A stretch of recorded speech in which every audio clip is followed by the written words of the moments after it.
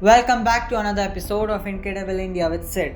Today we are going to talk about why India couldn't be conquered for a very long time by the foreigners. India at that time was also very populous as it is today. It was called the Golden Bird because it had everything the people could imagine. It was filled with golds, jewels, precious stones, spices, and it was the most beautiful country in the world. There are about a mind-boggling 9 lakh royal palaces. Due to all these factors, Indians never invaded other countries, but it attracted many invaders at the same time. During those times, India had a very powerful army. India was ruled by many rulers, each had their own territory. The power and the number of soldiers each ruler had was very huge. Even in the smallest state, there was about 2 lakh infantry, 80,000 cavalry, 6,000 war elephants, and 8,000 chariots. These information scared the foreign invaders a lot that they never tried to invade India for a very long time.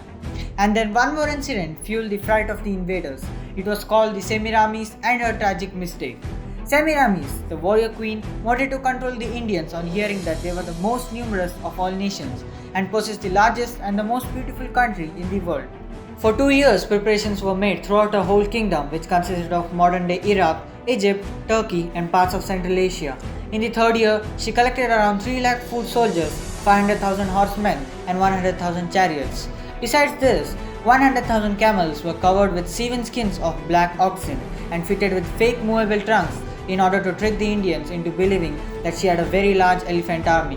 Satyavrata, the king of the Indians, awaited the Assyrians on the bank of the Indus with even a larger force gathered from the whole of India.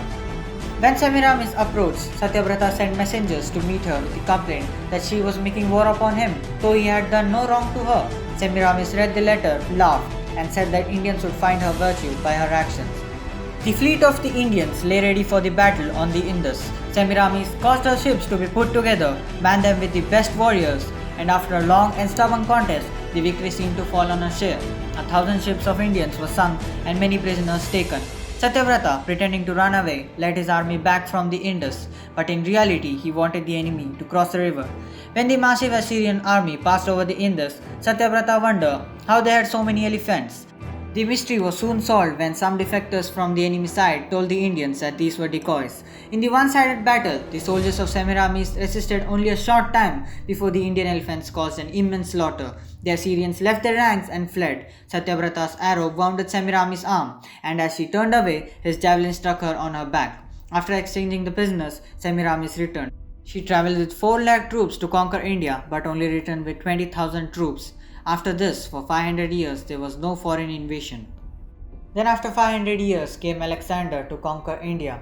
It is said that Alexander, after conquering the neighboring countries, would come to conquer India, but whenever he came near the border, the horses in his army would never cross the border and would start neighing very loudly.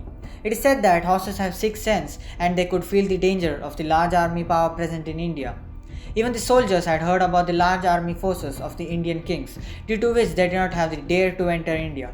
This happened for straight 7 years. Every time they would come to the border and then return to their own kingdom. But on the 8th year, Alexander entered India. The Battle of Hydaspes was fought in 326 BC between Alexander and King Porus of the Paro kingdom on the banks of the Jhelum river.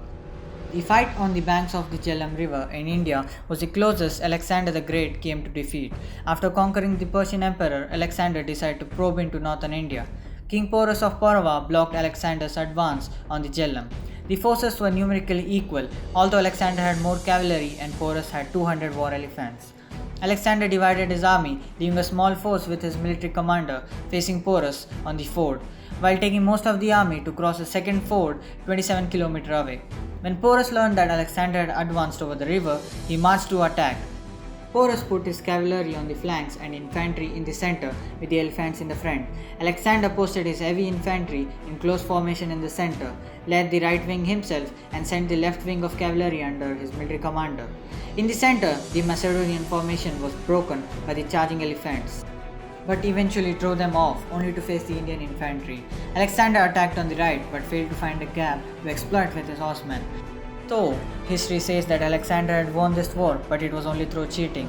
He had cheated the Indians. The military commander of Alexander returned from back of the battlefield and then attacked the Indians. This was like stabbing a knife from behind. Porus then reformed his infantry into a defensive block and then offered to surrender if granted generous terms. Alexander approached Porus and asked him how he wanted to be treated, to which Porus responded that he wanted to be treated as all kings are treated. Porus gained Alexander's respect by this, and also Alexander was very much impressed by his courage, so he told Porus that he would still remain the king. Even though Alexander had won the war, but this costed him more than any wars he had fought till date. Conquering this land only meant that he had just entered Indian territory. Now Alexander wanted to move in more further. His next blockade was the Nanda Empire of Magadha, and it was one of the largest empires in India at that time. The Nanda army was 5 times larger than the Macedonian army. His army was exhausted, homesick, and was scared of the fact that they had to face large Indian armies throughout the North India. The state they had fought was very small, and they were larger states with lot of army power, which scared both Alexander and his soldiers. This was when Alexander ended his conquest and died on his way to his homeland. Even though Alexander was great for the world, he couldn't be a great invader for India. As the written scripts of Indians were destroyed in the late future, we cannot get more details about our history, as the Greeks have rewrote the history according to their own wish. After Alexander's invasion, many great rulers ruled India like Chandragupta Maurya, Ashoka the Great, due to which none of the foreign invaders had the dare to conquer India. For about 2000 years, the Indian rulers failed all foreign invasion. Around 1175 AD, Muhammad Ghori tried to conquer India but was defeated by the great Indian ruler Prithviraj Chauhan. True to Indian traditions, the Rajputs did not follow the fleeing army, a blunder which India had to repent for centuries. Ghori then attacked 15 more times but failed each and every time to conquer India. On the 17th try, he defeated Prithviraj Chauhan. But this was because one of the Rajput king was jealous of Prithviraj Chauhan and joined hands with Ghori. If Prithviraj Chauhan had killed Ghori at the first war itself, India would have never been conquered by any country. We Indians have always followed our ethics and rules, which has been taken advantage by many foreigners, and also the lack of unity in us has destroyed our lives. The country which was the richest, the most beautiful and the most powerful country in the world was destroyed in many ways. Even the entering of British is the consequence of the greed of power and the lack of unity in us. Ghori destroyed all the precious artifacts, ancient texts, temples and looted all its golds and jewels and literally destroyed many parts of India.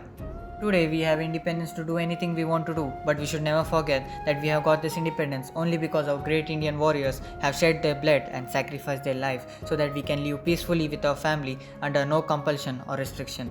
Nowadays, we go back of all duplicate heroes of the real world and have forgotten the real heroes of India and their painful story.